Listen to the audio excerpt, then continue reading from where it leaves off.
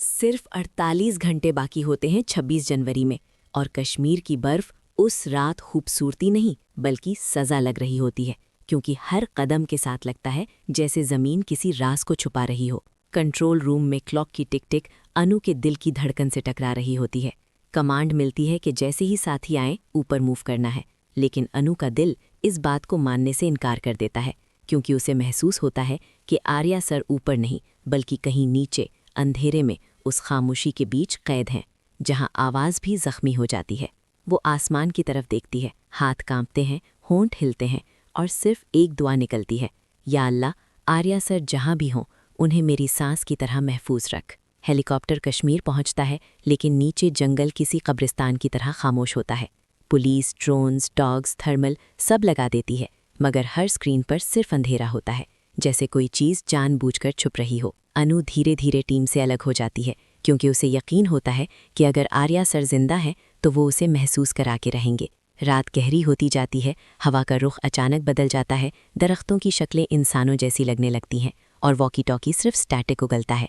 इसी खामोशी के बीच एक छोटी सी बच्ची सफ़ेद कपड़ों में उभर कर सामने आती है, जिसके कदम बर्फ पर निशान तक नहीं छोड़ते, और वो टूटती हुई आवाज़ में कहती है, वो रो रहा है, नीचे बहुत अंधेरा है।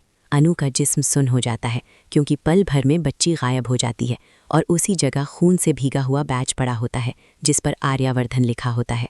दूसरी तरफ आर्या अंधेरी कैद में बंधा होता है, हाथ बंधे, आंखों पर पट्टी, दीवार से टपकता पानी वक्त की तरह गिरता रहता है और हर बूंद के साथ उसे लगता है कि अनु करीब आ रही है, लेकिन वो चीख नहीं सकता क्योंकि हर चीख पहले ही मार दी जाती है। इधर टेररिस्ट्स पुलिस को धमकी देते हैं कि अगर उनकी डिमांड पूरी ना हुई तो 26 जनवरी की सुबह सिर्फ एक खामोश लाश मिलेगी। मीडिया में हैशटैग सेव आर्यावर्धन आग की तरह फैल जाता है।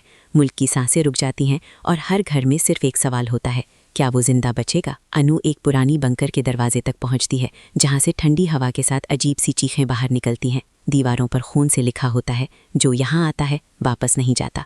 और उसी लम्हे फ़ोन वाइब्रेट करता है। अननोन नंबर से वॉइस नोट आता है, अगर तुम एक कदम और आई तो वो मर जाएगा। अनु के आंसू बर्फ पर गिरकर जम जाते हैं, लेकिन उसकी आंखों में अब डर नहीं बल्कि जुनून होता है।